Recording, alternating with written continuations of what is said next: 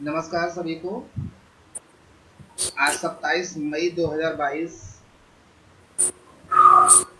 आज की जो अल्टरनेट क्लास प्राकृतिक चिकित्सा प्रशिक्षण की लगातार जारी की जा रही है, इसमें आज पुनः डॉक्टर धर्मेंद्र कुमार मिश्रा जी राजधानी दिल्ली से मुख्य प्रशिक्षक के रूप में जुड़ चुके हैं। और पिछली क्लास जैसी रही, शुभारंभ क्लास था जिसमें सभी को प्राकृतिक चिकित्सा अवेयरनेस इंट्रोडक्शन परिचय कराया गया।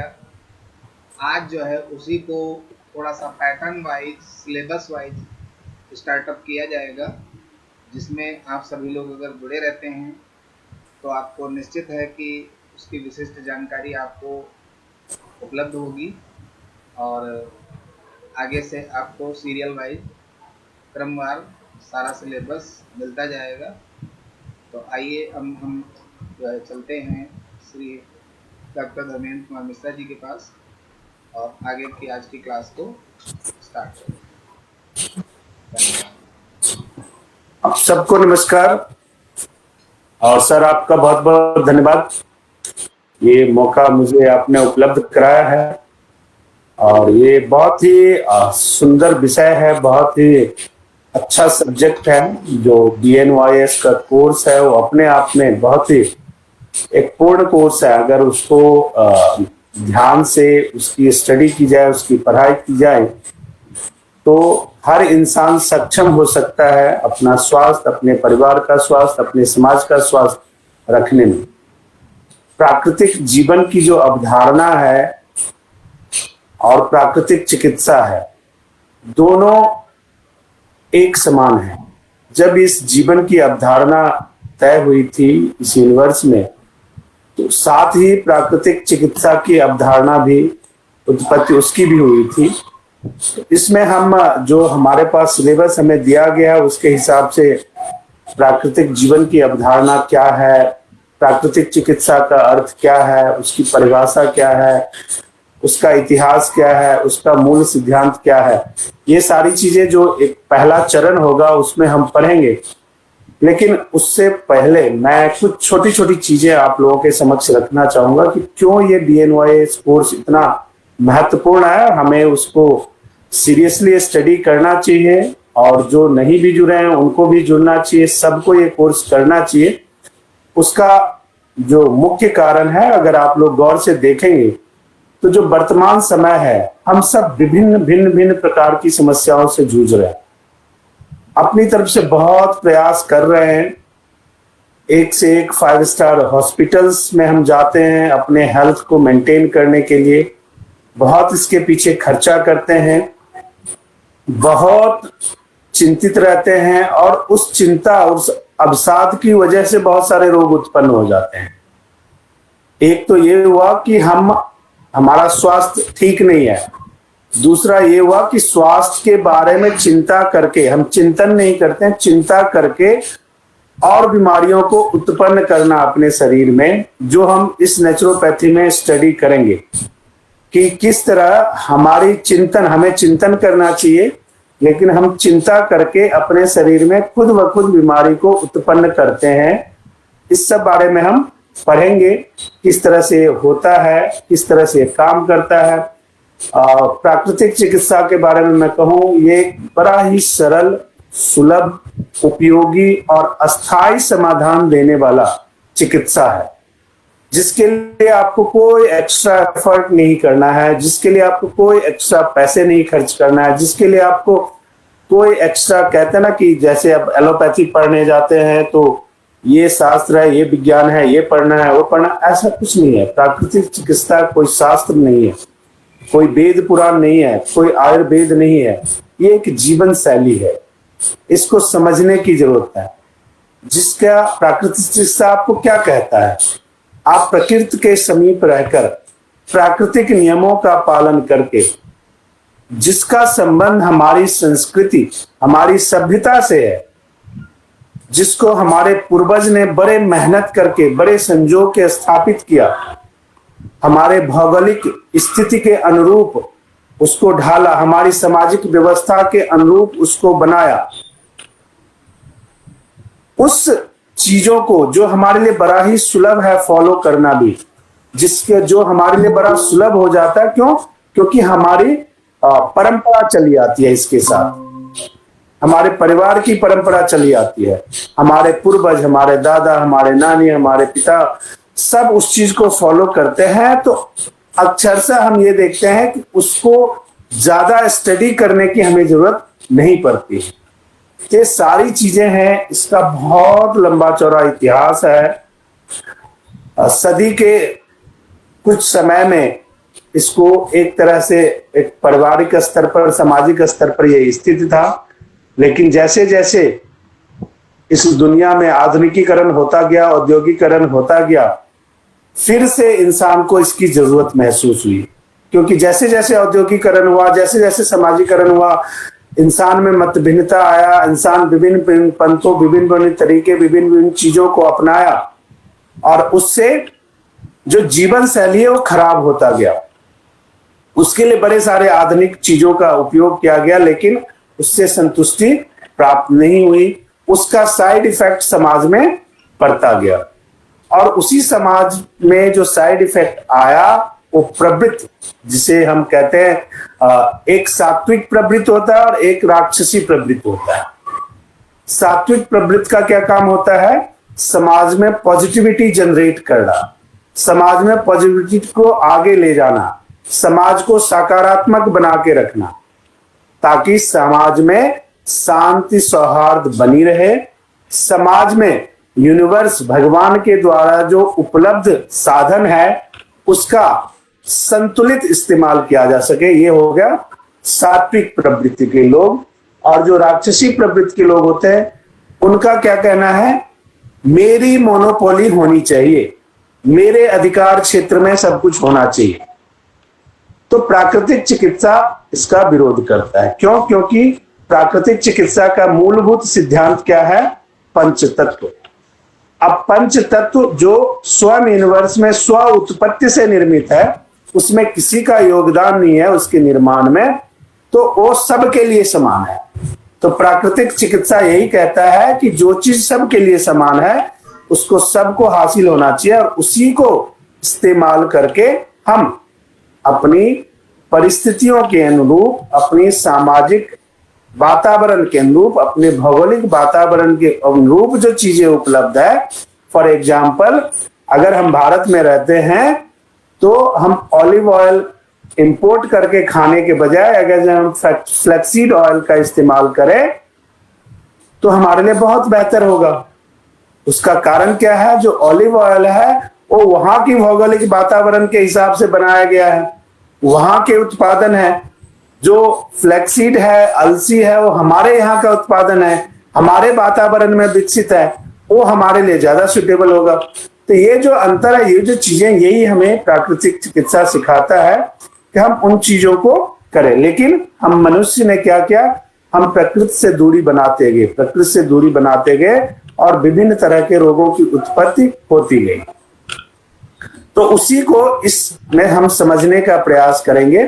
फिर हम दिनचर्या की बात करेंगे, जीवन शैली की बात करेंगे कि इसमें दिनचर्या कैसा होना चाहिए, जो हमारा प्राकृतिक वातावरण है, जो हमारी प्राकृतिक सोच है, जो हमारी प्राकृतिक संसाधन है, उसका उपयोग हम कैसे करें।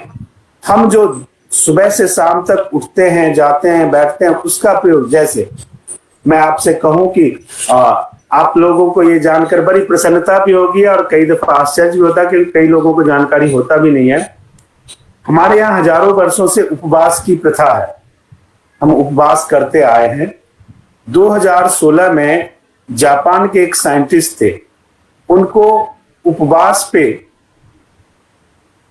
उन्होंने एक खोज की कि उपवास अगर कोई 20 दिन साल में, निर्जला एकादशी हमारे यहाँ होता है, तो जो 20 दिन निर्जल फास्ट करता है उसको कभी कैंसर नहीं हो सकता। अब इसके लिए उनको नोबेल प्राइज दिया गया। अब देखिए कितने ताज्जुब की बात है कि हमारे देश में हजारों वर्षों से ये प्रथा चली आ रही है। हम उसको अपने जीवन में फॉलो भी करते हैं, जबकि हमारे यहाँ उसको अंधविश्वास कह दिया जाता है। ये तो धर्म, वो धर्म नहीं है, वो विज्ञान है, प्राकृतिक विज्ञान है। तो उसका क्या फायदा है जब अब वो साइंटिफिकली प्रूव्ड है। चलो अगर हम साइंस की, आज की साइंस की भी बात करें तो उसके हिसाब से भी प्रूव्ड है। तो हमें सप्ताह में एक दिन व्रत रखना चाहिए, नेचुरोपैथी कहता है। दिन में नेचुरोपैथी कभी नहीं कहता कि आप 10 लीटर पानी पियो, 5 लीटर पानी पियो, 8 लीटर पानी पियो। नेचुरोपैथी कहता है कि आप अपने जरूरत के हिसाब से पानी का ग्रहण करो। 8 से 10 ग्लास मिनिमम आप कर लो, बाकी शरीर की जो रिक्वायरमेंट है उसके हिसाब से करो। नेचुरोपैथी आपसे कहता है कि आप नियमित रूप से व्यायाम करो, उसके लिए जिम में जाने की जरूरत नहीं है। आप गांव में रहते हैं तो आप तालाब के किनारे ठंडी हवा में चले जाए, वहां स्ट्रेचिंग कर ले, हो गया व्यायाम। उसके लिए पैसे खर्च करने की जरूरत नहीं है। आपके पास जिम जैसी सुविधाएं नहीं है, आप बगीचे में जाओ, आम की डालियों पे लटक के वो सुविधा वो कर सकते हो। कहने का मतलब यह है कि प्राकृतिक चिकित्सा का मतलब है आपके सराउंडिंग जो उपलब्ध साधन है उसका सही इस्तेमाल करके आप अपने स्वास्थ्य को परफेक्ट रख सकते हैं। तो यही है प्राकृतिक चिकित्सा, और इसी पे हमें जोर देना चाहिए, जिसमें योग भी आ जाता है। जैसे मैंने बोला कि अगर सुबह सुबह आप गांव में जाते होगे तो लोग जाते हैं, घर से बाहर सुबह सुबह निकलते हैं, तालाब के किनारे बैठ के व्यायाम करते हैं, योग करते हैं, प्राणायाम करते हैं। ये सारी चीजें होता है, और ये कोई साइंस ने हमें आज 100 वर्षों में नहीं सिखाया है। ये तो हमारी परंपरा रहा है, ये तो हमारी संस्कृति रही है। उन सारी चीजों को अगर हम नहीं करते हैं तो ये हमारे लिए बड़ा ही अजीबोगरीब समस्या पैदा कर देता है। अब अगर हम इसमें इतिहास भी पढ़ेंगे, हम प्राकृतिक चिकित्सा का इतिहास भी पढ़ेंगे, तो जैसा कि मैंने आपसे बताया कि हजारों साल का इतिहास है, लेकिन कुछ सदी 100-200 साल पहले पूरे विश्व भर में इस तरह का माहौल था जहां पे इन सारी चीजों को धर्म से जोड़कर इसको साइडलाइन कर दिया गया। लेकिन जिस औद्योगिकरण के नाम पे समाज का विकास किया गया, शहरीकरण किया गया, उसके दुष्परिणाम जब सामने आने लगे तो फिर से वही लोग जो इसको धर्म और अंधविश्वास के नाम पे साइडलाइन कर रहे थे, उन्होंने ही इसको अपने तरीके से, जैसे एक एग्जांपल मैं बताऊं, आज ऑर्गेनिक खेती हम करते हैं। स्वतंत्रता से पहले देश के हर कोने में केवल ऑर्गेनिक खेती ही होती थी। दुर्भाग्यवश जब हम स्वतंत्र हुए तो हमारी सरकार ने ये कहा कि ये सब फालतू चीजें हैं, आप खाद यूज करके, रासायनिक चीजें यूज करके खेती करो, पैदावार ज्यादा होगी, ये होगा वो होगा।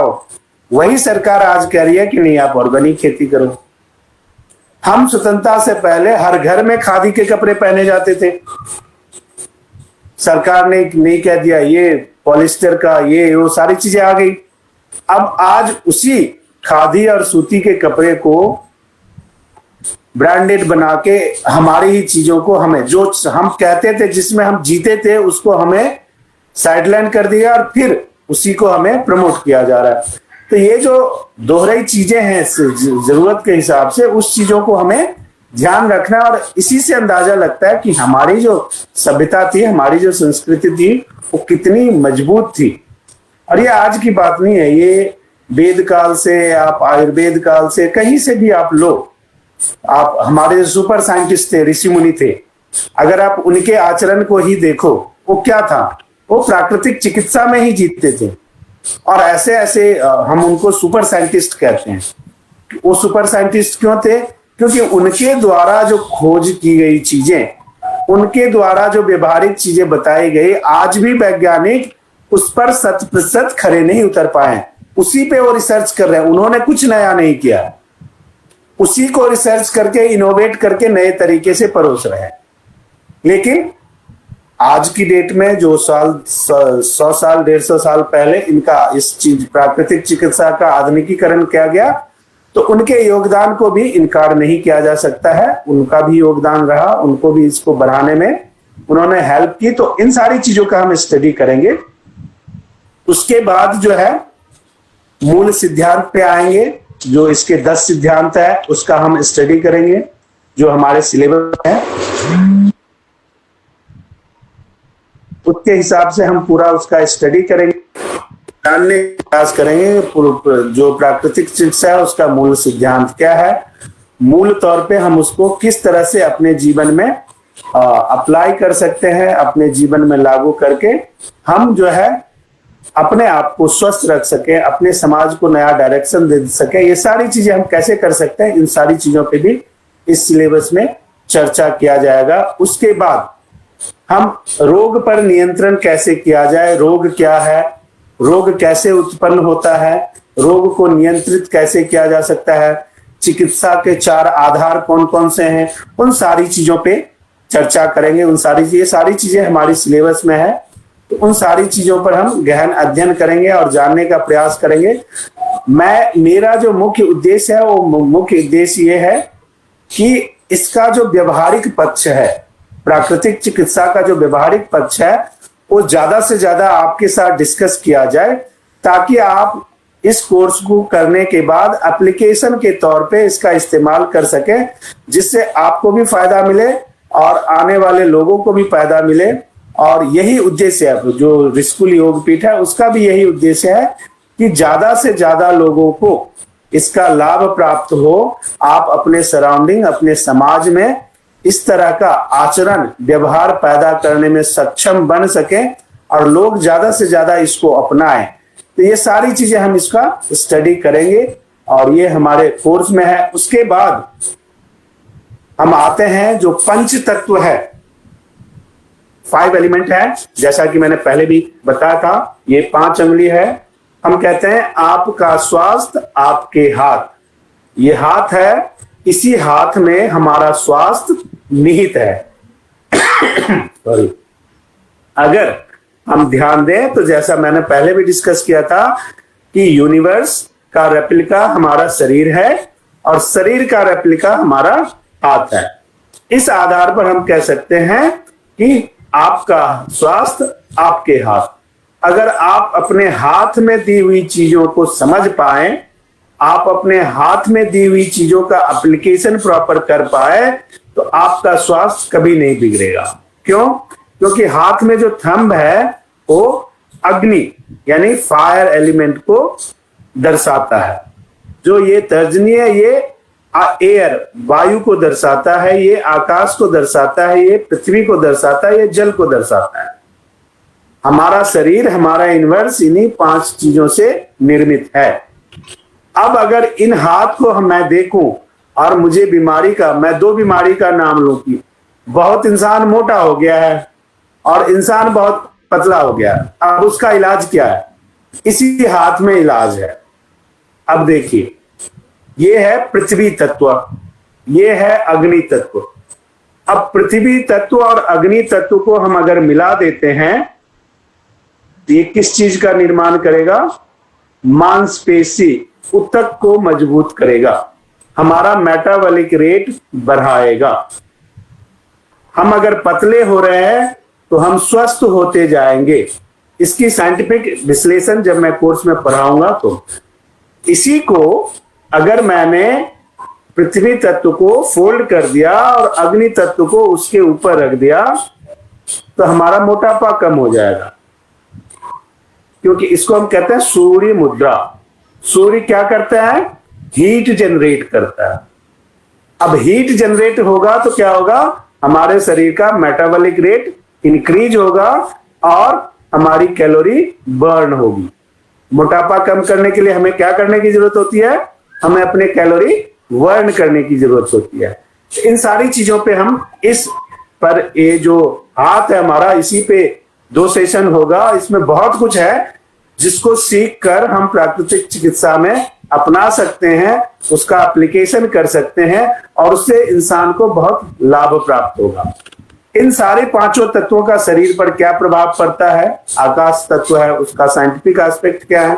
पृथ्वी तत्व है, उसका साइंटिफिक एस्पेक्ट क्या है? अग्नि तत्व है, उसका साइंटिफिक। इन सारी चीजों पे, ये आपके सिलेबस में भी है, इससे सवाल भी आया करेंगे। तो इन सारी चीजों पे हम गहन अध्ययन करेंगे और व्यवहारिक अध्ययन करेंगे। मेरा जो जोर है और ऋषिकुल योगपीठ का जो उद्देश्य है उसमें यह है कि आपको व्यवहारिक प्रशिक्षण प्रदान किया जाए, ताकि जब आप यहां से पास आउट होके जाएं तो आप अपना क्लिनिक एस्टैब्लिश करके लोगों को इसका लाभ प्रदान कर सके, अपने परिवार को, अपने आप को इसका लाभ प्रदान कर सके। तो ये बड़ी महत्वपूर्ण चीजें हैं। उस इसके बारे में हम इन पंच महाभूत पंच तत्वों के बारे में डिस्कशन करेंगे, सारा पढ़ेंगे। और उसके बाद इसमें 5 थेरेपी आती है। ये तो पंच तत्व की बात करेंगे। अब अगर मैंने कहा इसको कहते हैं सूर्य हमारे डॉक्टर हैं, तो हम किस पे चर्चा करेंगे? सूर्य चिकित्सा, किरण चिकित्सा। अगर किसी का कैल्शियम कम है तो हम सूर्य चिकित्सा से कैल्शियम को कैसे बढ़ा सकते हैं? बहुत आसान काम। किसी को डायबिटीज है तो सूर्य चिकित्सा के डायबिटीज को कैसे कम किया जा सकता है? बहुत आसान काम है। किसी का विटामिन डी कम है तो सूर्य चिकित्सा ग्रहण करके विटामिन डी को कैसे बढ़ाया जा सकता है? बहुत आसान काम। दूसरा क्या है? हम आएंगे वायु। वायु भी एक चिकित्सा है, हवा, जिसे हम योग की भाषा में प्राण तत्व कहते हैं, प्राण वायु कहते हैं, साइंस की भाषा में ऑक्सीजन कहते हैं। इसका हम गहन अध्ययन करेंगे। हमारे जितने भी ज्वाइंट्स हैं उस पेन को खत्म करने में इस वायु का बहुत बड़ा रोल है। इसका इंप्लीमेंटेशन हम कैसे करते हैं, इस पे नियंत्रण हम कैसे करते हैं, ये मुख्य बात है जिसको हमने करना। आकाश भी एक डॉक्टर है। स्पेस, स्पेस क्या है? ओपन स्पेस की कोई लिमिट नहीं होती है।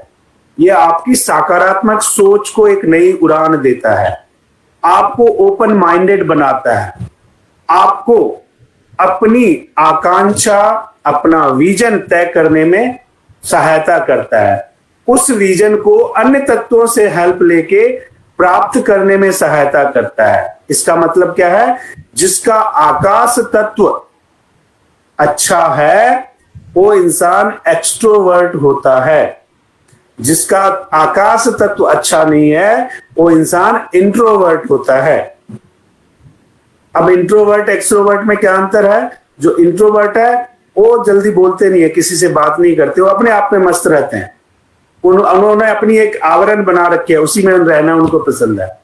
जो एक्सट्रोवर्ट होता है वो समाज को नया दिशा देता है, समाज की नई जिम्मेदारी लेता है, वो हर जगह अच्छा बुरा बोलता है। तो देखिए इस आकाश तत्व में कितनी सारी चीजें हैं। पृथ्वी, जिसे हम मां भी कहते हैं, पृथ्वी की क्या सबसे बड़ी सीख क्या है? पृथ्वी से अगर हमें अपनी सकारात्मक और नकारात्मक सोच को बना के रखना है, बैलेंस रखना है, तो वो पृथ्वी से हमें सीखना चाहिए। ये पृथ्वी है जिस पे हम गेहूं छिड़क देते हैं तो हमें अनाज मिलता है, और इस पे हम गलत पदार्थ डालते हैं। पृथ्वी ने कभी हमें गाली नहीं दिया, उसको भी एक्सेप्ट किया, और जो सही चीज किया उसको भी एक्सेप्ट किया। और फिर भी इस सब के करने के बावजूद भी, पृथ्वी का दोहन करने के बावजूद भी, वो हमेशा प्रयास ये करता है कि हमें सकारात्मक चीजें प्रदान करे। तो पृथ्वी तत्व हमारे शरीर के मसल्स, तंतुएं, मांसपेशी, ऊतक का प्रतीक है, जिससे हमारे शरीर को, देखिए कंकाल तंत्र से क्या होता है? हमारे शरीर का स्ट्रक्चर बन जाता है, लेकिन वो सुंदर तब होगा जब उसमें किवाड़, खिड़की, डेंट, पेंट सब कुछ लगेगा। तो ये सारा काम कौन करता है? पृथ्वी तत्व। तो ये उसके बाद जल, जल अपने आप में बहुत बड़ी चिकित्सा है। तो इन सारी चीज के बारे में हम पढ़ेंगे। इससे पहले मैं एक और चीज मेंशन कर दूं, जो पृथ्वी तत्व है उसमें मड थेरेपी हमने पढ़ना है। अब मड जो है इतना कारगर ट्रीटमेंट है कि उससे जादू होता है, लेकिन आप उसका इस्तेमाल कैसे करते हैं ये आपको पता होना चाहिए। मड थेरेपी से वाकई जादू होता है। आप जो कैलोरी बर्न 10,000 रुपए का पैकेज लेके 1 महीने में नहीं कर पाएंगे, मड थेरेपी से आप 1 हफ्ते में 500 रुपए के पैकेज में कर लेते हैं, बशर्ते आपको पता होना चाहिए कि क्या कैसे जाए। आप अपने फेस को ठीक करने के लिए बाहर से ब्यूटी पार्लर जाके, यहाँ जाके, वहां जाके हजारों रुपए खर्च करके अपने 3 दिन में ये फेस आपको ऐसा बगैर किसी पैसे खर्च किए हुए ऐसा नजर आ जाएगा कि आप इमेजिन भी नहीं कर सकते। लेकिन इन सब चीजों के लिए क्या है, थोड़ा सा अपनी सोच को सकारात्मक रखना होता है, थोड़ा सा प्रयास करना पड़ता है, सेल्फ प्रयास। क्योंकि प्राकृतिक चिकित्सा क्या कहते हैं, स्वचिकित्सा, सेल्फ हीलिंग। उसमें अपने सेल्फ को इन्वॉल्व करना पड़ता है। अगर हम सेल्फ को इन्वॉल्व नहीं करेंगे तो प्राकृतिक चिकित्सा सफल नहीं हो सकता। इसके बाद हमने जल चिकित्सा की बात करना है। उसको क्या कहते हैं, हाइड्रोथेरेपी। हाइड्रोथेरेपी बहुत कारगर है। आपका मन बहुत परेशान है, आपको समझ नहीं आ रहा है, आपका मूड जो है काम नहीं कर रहा है, आप अस्थिर हैं, आप क्या करें, जल चिकित्सा ले लें। पूरे स्पाइन का जो जल चिकित्सा होता है उसमें 1 ड्रॉप लेवेंडर एसेंशियल ऑयल डाल के आप कर लें, आपका मूड 1 घंटे के अंदर ठीक हो जाए। आपका कमर दर्द है, आपको डिहाइड्रेशन है, आपको मोटापा है, कोई भी आपकी पथरी है, सारी चीजें हाइड्रोथेरेपी से ठीक की जा सकती है। जो लेडीज हैं उनको यूटीआई इन्फेक्शन है, विजाइना में कोई इशू है, पेरू में दर्द रहता है, कोई भी इशू है, जल चिकित्सा इतना, उसमें कोई पैसा नहीं खर्च करना, अपने घर में आप वो काम कर सकते हैं, बशर्ते उसका सही तरह से प्रयोजन। तो ये 5 थेरेपी हम उसमें पढ़ेंगे। उसके बाद जो थेरेपी आता है उसे कहते हैं आहार चिकित्सा। मॉडर्न मेडिकल साइंस में उसको न्यूट्रिशन से रिलेटेड डाइट का कोर्स कराया जाता है, लाखों रुपए लिए जाते हैं और फिर आप एक डाइट के डॉक्टर बन जाते हैं। आहार चिकित्सा अगर आप प्रॉपर पढ़ लें तो जो न्यूट्रिशनिस्ट है एक, उससे ज्यादा काबिल आप हैं, बशर्ते कि जब आप स्टडी करते हैं तो 2 तरीके से स्टडी होती है कि मुझे एग्जाम पास करना है, अच्छा इस बीमारी में ये फल खाना है, बस आपको ये पता है। दूसरा क्या है कि वो फल क्यों खाना है, उस फल को खाने से क्या होगा, उसका केमिकल कंपोजिशन क्या है, तब आप डॉक्टर बन पाएंगे, तब आप प्राकृतिक चिकित्सक बन पाएंगे। लेकिन अगर आप केवल इतना याद करके चाहेंगे कि क्यों, क्योंकि जब आप डॉक्टरों के बीच बैठेंगे तो वहां केवल ये कहने से काम नहीं चलेगा कि इस बीमारी के लिए ये चीज खा लो तो ठीक हो जाएगा। तो वहां क्रॉस क्वेश्चन होता है कि ये चीज खाने से क्या होगा, ये चीज खाने से शरीर में काम कैसे होगा, तो हमें बताना होता है। हम कहते हैं आंवला खा लो, ये रोग खत्म हो जाएगा। क्या है आंवला में ऐसा, कौन सी विटामिन है, कौन से केमिकल है। तो ये थोड़ी है कि ये एमबीबीएस में ही पढ़ना है, ये प्राकृतिक चिकित्सा की पढ़ाई है। आप उसे पढ़े ना, फिर एक एमबीबीएस डॉक्टर आपके सामने बैठ नहीं सकता, खड़ा नहीं हो सकता, क्योंकि उसको खुद ही नहीं मालूम ये सारी चीजें। वो खुद ही मेडिसिन प्रिस्क्राइब करता है किताब से पढ़ के।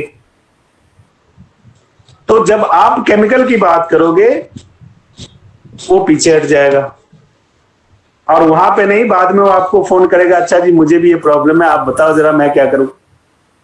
ऐसा होता है, प्रैक्टिकली ऐसा हो रहा है। बड़े बड़े डॉक्टर हमारे पेशेंट हैं जो हमसे सलाह लेते हैं, बहुत सारे लोग, हजारों लोग प्राकृतिक चिकित्सक हैं जो दक्षता हासिल करते हैं। तो ऋषिकुल योगपीठ का मुख्य जो उद्देश्य है वो आप सबको व्यवहारिक प्रशिक्षण प्रदान करके इस काबिल बनाना, इस सामर्थ्यवान बनाना, ताकि आप सब उस ऊंचाइयों को हासिल कर सकें जो प्राकृतिक चिकित्सा डिजर्व करता है।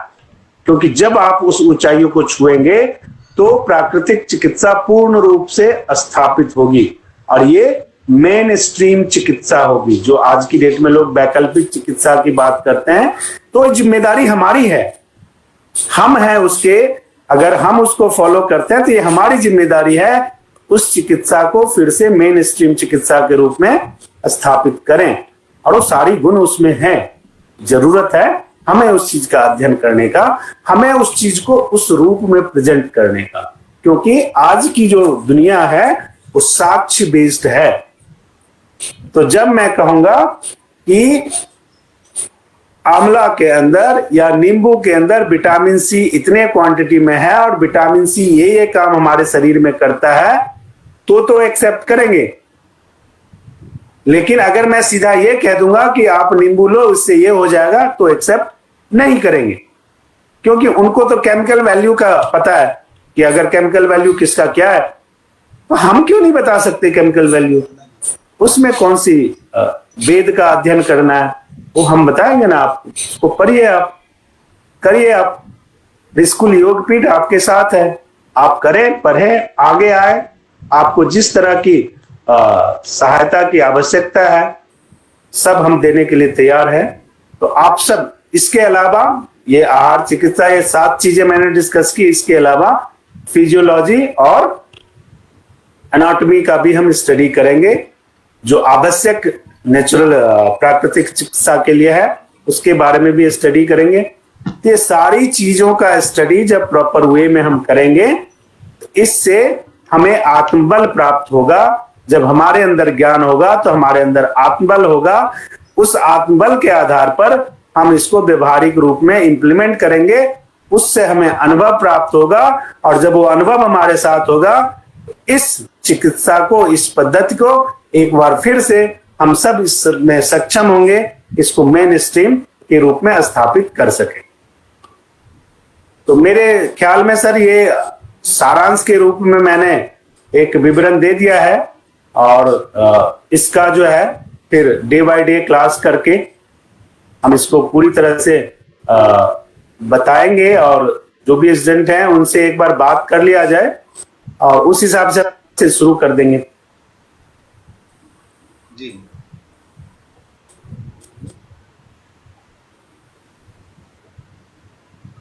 जी सर, तो बताएं अब आगे, क्योंकि आगे फिर तो कोर्स को स्टार्ट करके प्रॉपर वे में मैं पढ़ाना शुरू करूंगा, जिसमें उनको एग्जाम के हिसाब से भी और चिकित्सा के हिसाब से, दोनों हिसाब से समझाना पड़ेगा। तो आप कैसा आदेश करेंगे उसके हिसाब से फिर मैं। जी बिल्कुल,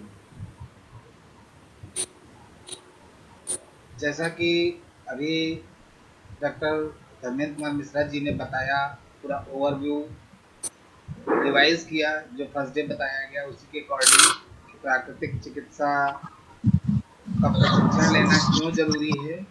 आज के इस में जो वातावरण इतना दूषित हो चुका है तरीके से, आज हम मेडिकल साइंस पर जितना निर्भर होते गए हैं अभी तक, और लगातार निर्भर होते भी जा रहे हैं। अभी भी हम लोग, कुछ भी होता है, छोटी सी भी प्रॉब्लम होती है तो हम सीधे मेडिकल साइंस यानी एलोपैथ ट्रीटमेंट की ओर बढ़ते हैं, क्योंकि हमें त्वरित रिजल्ट चाहिए। यानी हमें इंजेक्शन लग जाए, हमें कोई ऐसी मेडिसिन मिल जाए, तुरंत हमारा पेन खत्म हो जाए, हम रिलैक्स हो जाएं, बस मतलब एक इस आकांक्षा के साथ सभी लोग अपना ट्रीटमेंट के लिए निर्भर हैं पूरी तरीके से।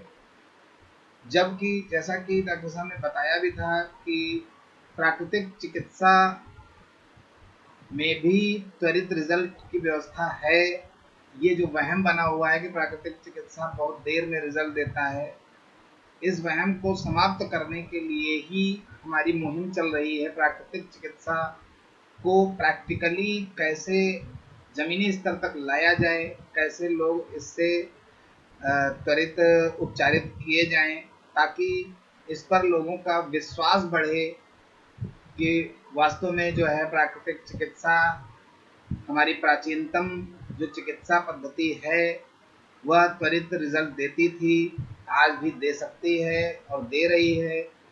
लेकिन उसका जो प्रैक्टिकल जो एप्लीकेशन वर्क है उसको हमें एकदम एग्जैक्टली समझना होगा। जैसा अभी तक भ्रांति है जो प्राकृतिक चिकित्सा को लेकर के, हम लोग जो प्राकृतिक चिकित्सा कंप्लीटली नहीं माना जाता है, नहीं होता है, उसको हम प्राकृतिक चिकित्सा मानकर उपयोग करते हैं और उसका रिजल्ट गलत आता है या उसका रिजल्ट बहुत लेट में आता है, हम लोग समझते हैं वो प्राकृतिक चिकित्सा है।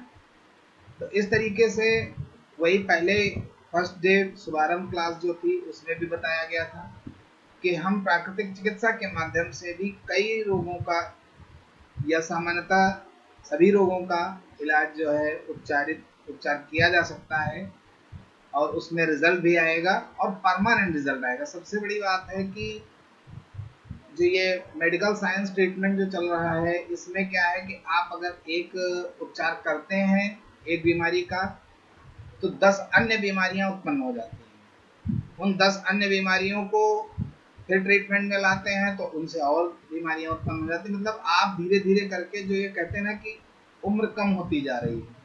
उम्र कम क्यों हो रही है? आपका बॉडी 50 ईयर्स में जो है एकदम डिस्ट्रॉय हो रहा है, एकदम मतलब समाप्ति की ओर बढ़ रहा है, उसमें कुछ बच ही नहीं रहा है। आप इतना ज़्यादा डिस्टर्ब कर देते हो मेडिसिन खा के और ट्रीटमेंट करा के, इतना प्रदूषण उसको मैनेज कर रहे हो। तो ये कहने का मतलब है कि अगर प्राकृतिक चिकित्सा को आप रियलिटी में लाओगे अपने जमीनी स्तर से तो निश्चित है कि आपकी life, body life, mental life सब कुछ बढ़ जाएगा। आप ऑटोमेटिकली 100 ईयर्स तक आप अपनी लाइफ को जी सकते हो। लेकिन ये तभी संभव है जब हम इसको पूरी तरीके से फॉलो करेंगे, तब जब हम उसकी पूरी परिभाषा समझेंगे, उसके जो भी स्टेप्स हैं उनको समझेंगे और उनको समझते हुए अगर हम उसका प्रैक्टिकल एक्सपीरियंस लेंगे, करेंगे, तब उसका रिजल्ट आएगा।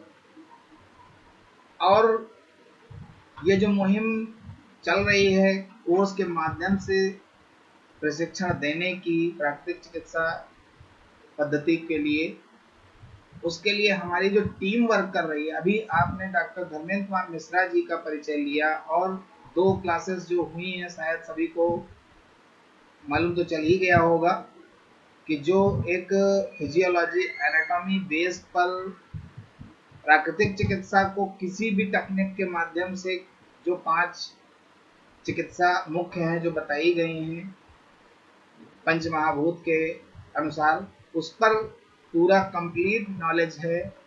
इसके अलावा भी हमारे पास बहुत कई 25-25, 26-26 वर्षों का अनुभव रखे हुए जो हमारे चिकित्सक हैं, प्राकृतिक चिकित्सक हैं, हम यानी ऋषिकुल योगपीठ हमारा, उनके माध्यम से क्लासेस ऑपरेट कराएंगे जिससे आपको एक प्राकृतिक चिकित्सा का जो प्रैक्टिकल अनुभव है वो हो सके। उस प्रैक्टिकल अनुभव के साथ आप इस प्रशिक्षण को प्राप्त कर सकें। आप निश्चित ये नहीं है कि केवल किताबी ज्ञान के माध्यम से आपको ट्रेनिंग कराई जाएगी कि किताब से पढ़ लिया, बहुत सारी किताबें हैं और उसके अनुसार हमने समझ लिया, सीख लिया, कोर्स कर लिया, एग्जाम पास आउट कर लिया, सर्टिफिकेट मिल गया, अब हम सब कुछ हो गए। ऐसा नहीं है। यहाँ पर प्रायोरिटी दी जा रही है पहले प्रैक्टिकल अनुभव की, उसके बाद सर्टिफिकेशन। सर्टिफिकेशन तो एक मानक है कि आप सर्टिफाइड हो जाएं कि आपने ये प्रशिक्षण लिया है, आपको ये नॉलेज है। मगर सबसे पहले अनुभव, एक्सपीरियंस, टैलेंट, क्रिएटिविटी, आप पहले इसको महत्व देंगे। हमारी संस्था इसको महत्व देने के लिए ही ये ऑनलाइन प्रशिक्षण आरंभ कर रही है। ऑनलाइन के अलावा भी हमारे कई सेंटर्स हैं जो वर्क कर रहे हैं इस क्षेत्र में और आगे भी कई नए सेंटर भी ओपन होने वाले हैं।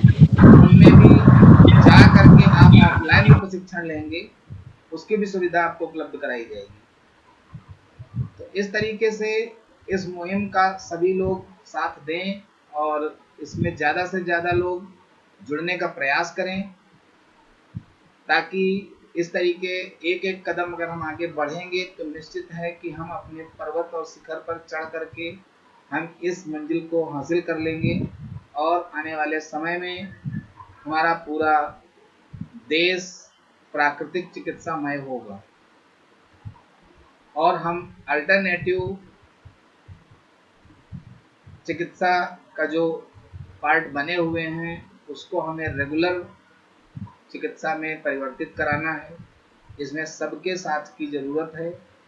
तो बस मेरी यही गुजारिश है और कुछ समय परिवर्तन करने की संभावना है इस क्लास को, क्योंकि लोग कम इसमें अटेंड हो पा रहे हैं, कम लोग जुड़ पा रहे हैं। तो इसके लिए पूर्व सूचित कर दिया जाएगा, जो सुटेबल टाइम रहेगा, जिस टाइम मैक्सिमम लोग जुड़ सकें और प्रॉपर वे में क्लास ले सकें, ताकि जो समय दिया जाए वो समय लिया भी जाए। दोनों बातें हैं, तो इन दोनों को जो है हमें कंप्लीट करना है। इसी के साथ आज की इस इंट्रोडक्शन क्लास को यहीं पर विराम दिया जाएगा। सर एक सवाल का भी रखिएगा सेशन। जी जी बिल्कुल, क्योंकि जब प्रॉपर वे में क्लासेस का पैटर्न रहेगा तो उसमें क्वेश्चंस भी पूछे जाएंगे, उनके रिप्लाई भी दिए जाएंगे, आंसर भी दिए जाएंगे और सारी सुविधाएं दी जाएंगी। बट केवल एक अभी है कि हमें मैक्सिमम लोगों को कनेक्ट करना है। कनेक्ट होंगे तो सारा कुछ पैटर्न वाइज कराते हुए उनके क्वेश्चन आंसर भी उसमें रखे जाएंगे और उनके जवाब भी प्रॉपर वे में दिए जाएंगे। आज की क्लास को यहीं पे विराम देते हैं। फिर जो है नए समय के लिए सूचित कर दिया जाएगा पहले से ग्रुप में भी, जिससे सभी लोग अपने अनुसार उसमें समय के अनुसार मतलब जुड़ सकें और प्रॉपर वे में क्लास कर सकें। ठीक है, नमस्कार और आज की क्लास के लिए धन्यवाद। धर्मेंद्र मिश्रा जी से एक सवाल था मेरा। जी सर पूछें। सर वो पोटली थेरेपी का इस्तेमाल कैसे करें, उसमें क्या क्या जड़ी बूटी रखी जाती है जिसको हीट करके उस सूजन पे या उस जगह पे थोड़ा सा उसको रिलैक्स कराएं? अनम्यूट कर लीजिए, अनम्यूट कर लीजिए मिश्रा जी, अनम्यूट कर लीजिए। सर मैं ये कह रहा था कि आपका सवाल जो है वो उसमें जो मैंने अभी बात किया उसमें निहित है। जब मैं इसका एक हिस्सा मसाज भी है, जब मैं उस पे आऊंगा उसमें 17 तरह के जड़ी बूटी लाए जाते हैं, उसकी सारी डिटेलिंग में चर्चा करूंगा और उसको कैसे किया जाता है वो मैं प्रैक्टिकली कोशिश करूंगा, मैं करके भी दिखाऊंगा। अच्छा अच्छा। और कोई सवाल सर? नहीं। ठीक है, आज की क्लास को यहीं विराम दिया जाता है। सभी को नमस्कार। ठीक है सर, धन्यवाद।